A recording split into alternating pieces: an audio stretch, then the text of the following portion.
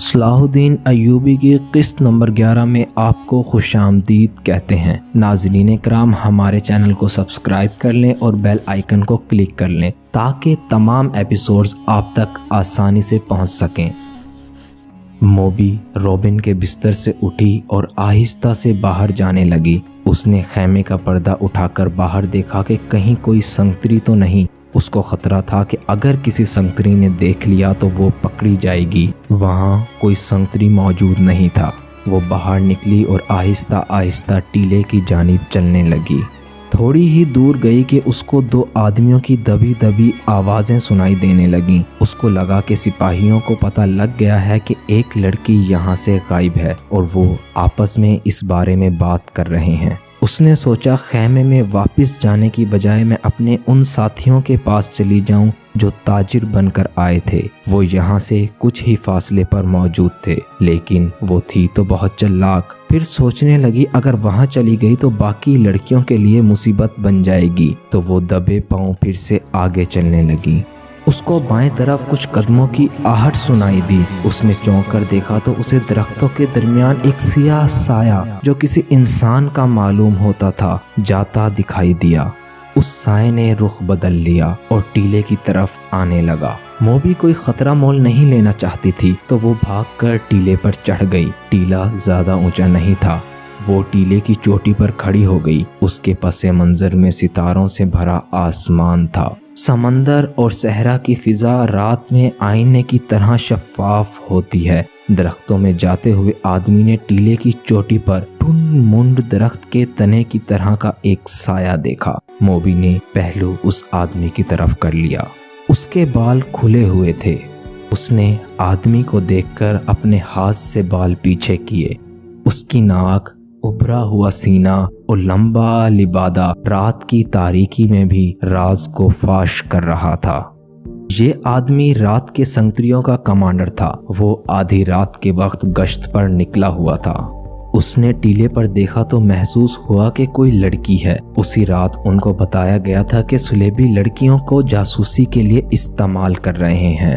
وہ اور زیادہ چوکنا ہو گیا۔ ان کو بتایا گیا تھا کہ آج ہی 7 لڑکیاں سلطان کی پناہ میں آئی ہیں۔ سلطان نے ان پر رحم کر اور ان کو مشتبہ سمجھ کر پناہ میں لے لیا ہے۔ اس کمانڈر نے یہ احکام سن کر اپنے ساتھی سے کہا تھا، اللہ کرے ایسی کوئی لڑکی مجھ سے پناہ مانگے، اور وہ دونوں ہنس پڑے تھے۔ اب آدھی رات کے وقت جب سارا کیمپ سو رہا تھا، اسے ٹیلے پر ایک لڑکی کا عکس نظر آ رہا تھا۔ اس نے آواز دینا چاہی لیکن چپ ہو گیا۔ اس نے لڑکی کو دیکھا تو وہ 2-3 قدم آگے آ رہی تھی تو وہ بھاگ کر اس کے قریب گیا۔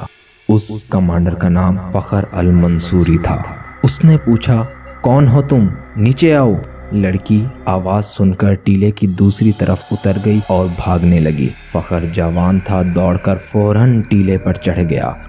ٹیلے کی دونوں طرف اندھیرا تھا۔ رات کی تاریکی میں اسے لڑکی کے قدموں کی آہٹ سنائی دی۔ وہ ٹیلے سے دوڑتا اترتا لڑکی کے پیچھے گیا۔ لڑکی اور تیز دوڑ پڑی۔ فاصلہ بہت تھا، لیکن فخر مرد تھا، فوجی تھا، چیتے کی رفتار سے دوڑتا رہا۔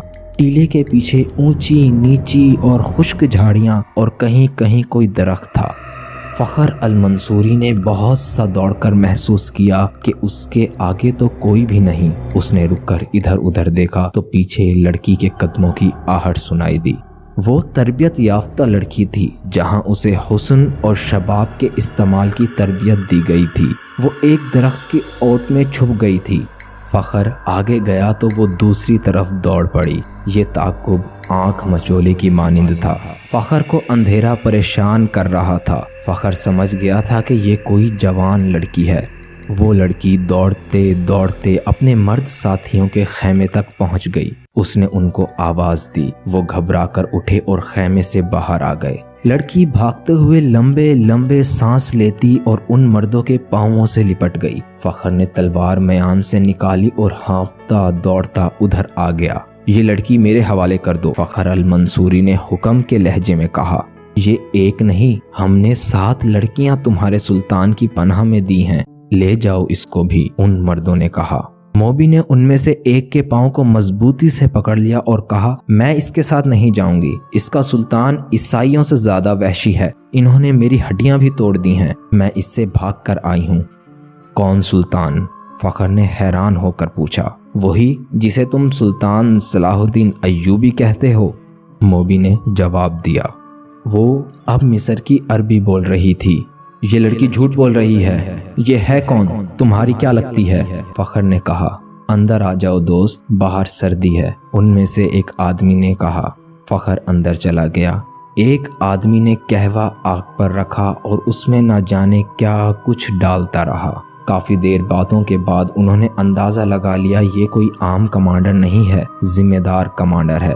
इनमें से एक ने कमांडर को वो सारी बातें बताईं जो सलाहुद्दीन अय्यूबी से लड़कियां देते वक्त इन्होंने की थीं। इन्होंने कहा, हम तुम्हारे सुल्तान को किरदार के लिहाज से पत्थर समझते थे, लेकिन उसने इन लड़कियों के साथ जो किया है, लो खुद इसकी ज़बानी सुन लो। फखर अल मंसूरी ने लड़की की तरफ देखा तो लड़की ने कहा, हम बहुत खुश थीं कि खुदा ने हमें एक फरिश्ते की पनाह दी है। सूरज गरूब होने के बाद सुल्तान का एक मुहाफिज आया और मुझे कहा कि सुल्तान बुला रहा है। मैं बाकी 6 लड़कियों की निस्बत ज़रा खूबसूरत हूँ। मुझे तवक्को नहीं थी कि तुम्हारा अय्यूबी मुझे बुरी नीयत से बुला रहा है। मैं चली गई। सुल्तान अय्यूबी ने शराब की सुराही खोली और एक प्याला अपने आगे रख दिया और एक मुझे दे दिया। मैं ईसाई हूँ, शराब 100 बार पी है। बहरी जहाज में ईसाई कमांडरों ने मेरे जिस्म को खिलौना बनाए रखा है। सलाहुद्दीन अय्यूबी भी मेरे जिस्म के साथ खेलना चाहता था। शराब और मर्द मेरे लिए कोई नई चीजें नहीं थीं, लेकिन अय्यूबी को मैं फरिश्ता समझती थी। मैं उसके जिस्म को अपने नापाक जिस्म से दूर रखना चाहती थी, मगर वो इन ईसाइयों से भी बदतर निकला जो मुझे बहरी जहाज में लाए थे। और जब उनका जहाज डूबने लगा तो उन्होंने हमें एक कश्ती में सवार करके समंदर में उतार दिया। उनमें से किसी ने हमारा साथ ना दिया। हमारे जिस्म छिचोड़े हुए और हड्डियां छिपकी हुई थीं। खुदा ने हमें बचा लिया और उस आदमी की पनाह में फेंक दिया जो फरिश्ते के रूप में दरिंदा है। मुझे सुल्तान ने ही बताया था कि मेरे साथ की बाकी 6 लड़कियां उनके सलारों के खेमे में हैं। मैंने सुल्तान के पांव पकड़कर कहा, मेरे साथ शादी कर लो। उसने कहा कि अगर तुम मुझे पसंद करती हो तो शादी के बगैर तुम्हें अपने हरम में रख लूंगा। शराब में बदमस्त था। उसने मुझे अपने साथ लिटा लिया। जो ही उसकी आंख लगी मैं वहां से भाग आई। अगर मेरी बात पर एतबार ना आए तो उसके मुहाफिज से पूछ लो। इसी दौरान फखर को कहवा पिला दिया गया था। जरा सी देर के बाद फखर का मिजाज बदलने लगा। उसने नफरत से कहकहा लगाया और कहा, हमें हुक्म देते हैं कि शराब और औरतों से दूर रहो, और खुद शराब पीकर रात औरतों के साथ गुजारते हैं। फखर ये महसूस ना कर सका कि लड़की की बातें महज झूठ हैं, और ना ये महसूस कर सका कि उसका मिजाज बदल गया है। उसे हशीश पिला दी गई थी। उसका ऐसा नशा चढ़ा हुआ था कि वो खुद को काबू नहीं कर पा रहा था। उस नशे में उसे वो लड़की और खूबसूरत नजर आने लगी। फिर वहाँ मौजूद ताजिर जासूसों ने फखर को वरगलाना शुरू कर दिया। हर बात फखर अल मंसूरी के दिल में उतरती चली जा रही थी। असर बातों का नहीं बल्कि मोबी के हुस्न और हशीश का था। ईसाइयों ने ये हरबा हसन बिन सबा के हशीशीन से सीखा था। फिर मोबी ने रोबिन का पैगाम ताजिरों तक पहुंचाना शुरू कर दिया। फखर नशे में मदहोश था। उसने कहा कि ये लड़की क्या कह रही है। क्रिस्टोफर ताजिर ने कहा, ये कह रही है फखर, अगर अय्यूबी का सिपाही ना होता तो मैं इससे शादी कर लेती। अब मुसलमानों पर एतबार नहीं। फखर ये सुनकर लपका और मोबी को अपनी बाहों में दबा लिया और कहा कि अगर यही शर्त है इससे शादी की तो मैं आज से कमांडर नहीं और ना अय्यूबी की फौज का सिपाही हूँ। उसने कमरबंद से तलवार उतार कर फेंक दी। ये देखकर उन ईसाइयों ने फखर को इस्तेमाल करने का फैसला किया और मालूमात लेने के लिए मोबी और फखर को ऊंट पर सवार करके मिस्र की तरफ रवाना कर दिया।